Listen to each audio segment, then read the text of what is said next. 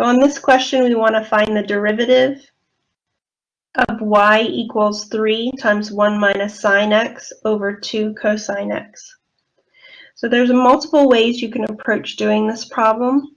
One way would be to use the quotient rule, since we have a fraction and with variables in both the numerator and denominator. But I'm going to take a different approach by simplifying this expression first, and then we'll apply some of our trig derivatives. So if we simplify first, I would write this as 3 minus 3 sine x by distributing that 3.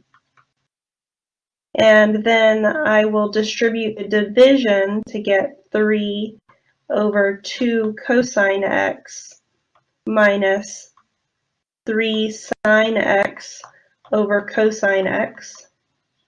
And then I can apply some of my trig identities to rewrite this without fractions. So I know that having 1 over cosine is the same thing as secant, so this is 3 over 2 secant x.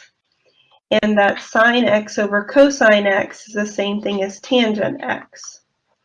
So I've gotten rid of the fractions. Instead of using the quotient rule, I'll be able to use my trig derivatives to simplify this.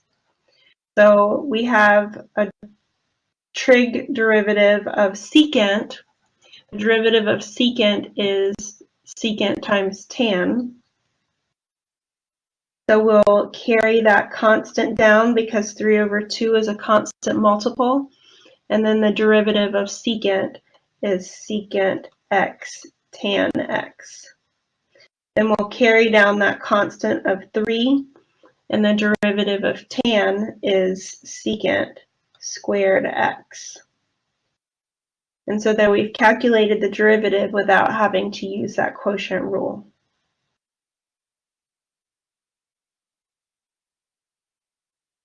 Okay, so I just noticed that I've left off a 2 here. That's 3 over 2.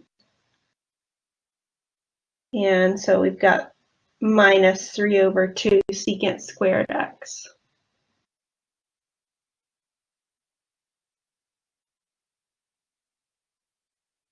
I want to find the derivative of this function, h of t equals 2 cotangent squared times, not times, of pi t plus 2.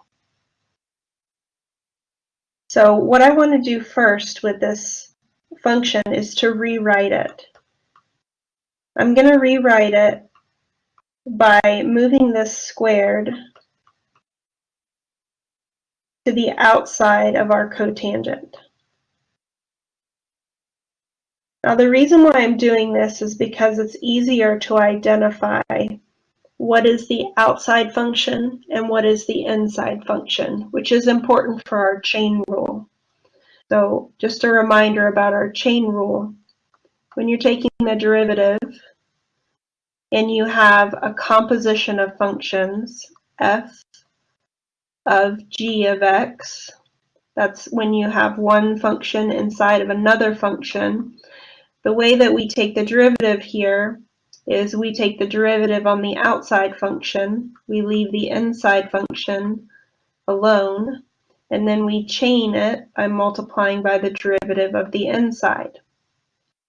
So it's really important for us to be able to identify which is the outside function, because that's the main rule that you're going to follow for taking the derivative, and what is the inside function, because you know you want to leave that inside alone, and then you also want to multiply by the derivative of the inside. So I'm rewriting this. Anytime I have a power on a trig function, I'm always rewriting it this way because you want to see that that is the outside function, because that's the rule, the main rule that you're going to follow in taking the derivative. So when I'm calculating the derivative of this, first I would carry down the 2 because that's a constant multiple. And then my outside function is the squared, so I'm going to bring the power down. and take 1 away from the power because that's how the power rule derivative works. We're going to leave the inside alone, and then we're going to chain by multiplying by the derivative of the inside. So we're going to multiply by cotangent pi t plus 2 and the derivative of that. I'll do some more simplifying. 2 times 2 is 4. I don't need those brackets anymore, so I'll write cotangent of pi t plus 2. And I still need to calculate the derivative of this here. Now what I notice about this is I also have to use the chain rule on it. So I have an outside function, which is cotangent, and an inside function, which is pi t plus 2. So I need to follow the derivative rule for cotangent. The derivative of cotangent is negative cosecant squared. So I'm following the rule for the outside function by getting negative cosecant squared, but I want to leave the inside the same and chain it by multiplying by the derivative of the inside. So this gives me, I can multiply the 4 and the negative together, so that's negative 4 cotangent of pi t plus 2 times cosecant squared pi t plus 2. And then I need to calculate this final derivative here of pi t plus 2. The derivative of pi t plus 2 would be pi. So simplify one more time, multiplying 4, the negative 4 and the pi. That's negative 4 pi cotangent of pi t plus 2 and cosecant squared of pi t plus 2. And we have the derivative of 2 cotangent squared of pi t plus 2.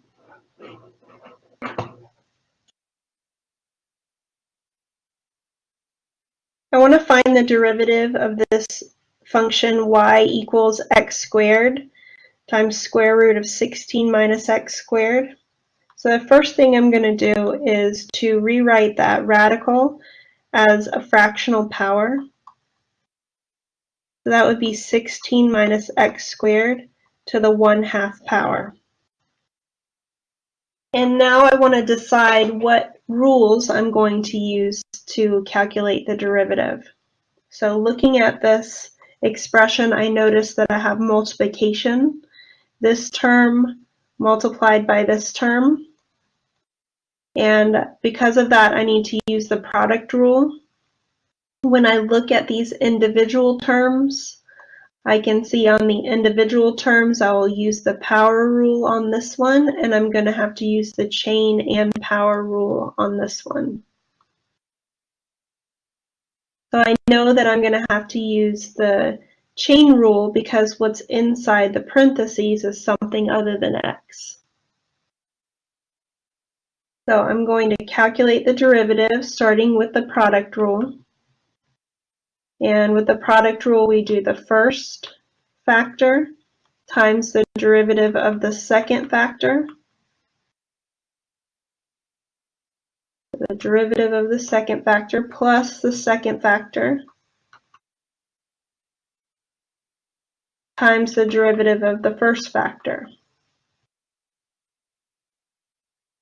So I've written out the product rule, and now I'm going to go back and calculate these individual derivatives.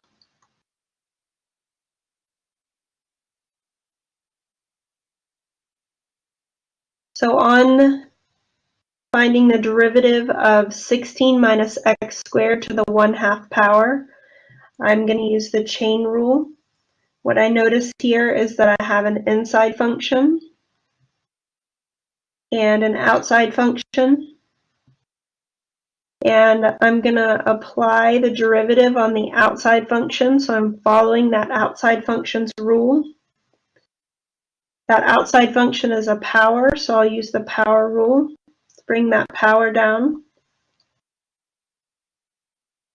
and take 1 away from the power. So taking 1 away from the power would give me a negative 1/2. And then I need to chain it by multiplying by the derivative of the inside. So notice I left the inside the same. I left the inside the same, and then I'm taking the derivative of the inside. I'm going to continue on.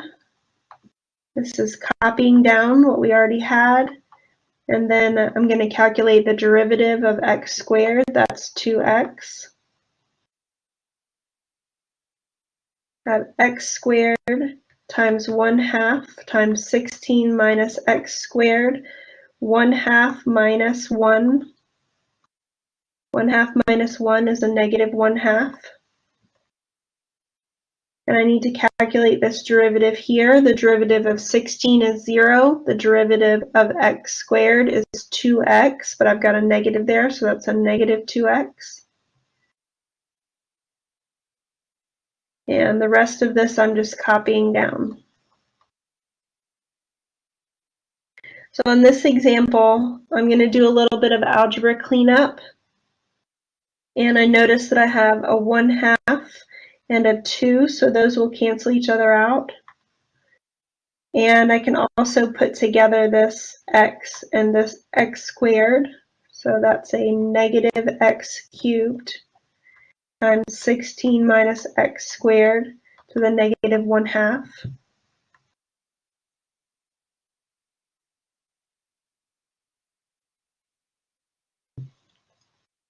Then I'm going to factor the greatest common factor. So I have a common x factor. And I also have a common factor of 16 minus x squared. So I'll factor out x times 16 minus x squared, and I'll choose the lower power. The lower power is this one here, the negative 1/2 power. So I'm factoring out one factor of x, so I'm going to be left with 2, the negative x squared. All of this factors out. On the other term, the x factors out, so I'll be left with 2. And then I'll have a factor of 16 minus x squared to the power here will be this power, the 1/2 power, minus negative 1/2.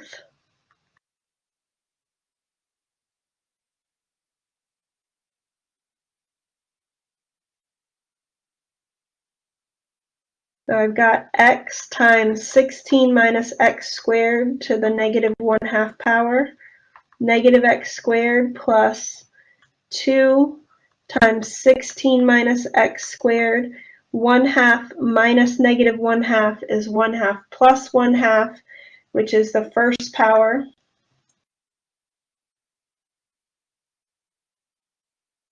So this is going to give me x times 16 minus x squared to the negative 1/2 power,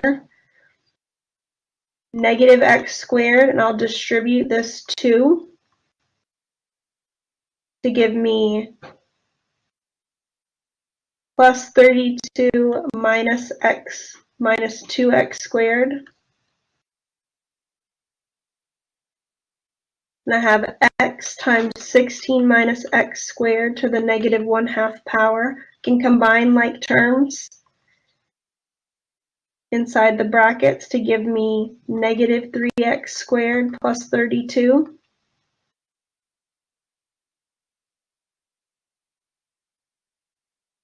And the last thing I'm going to do here is, because this factor has a negative exponent, I'll move that factor to the denominator, and because it has a fractional exponent, I'll turn it back into the radical.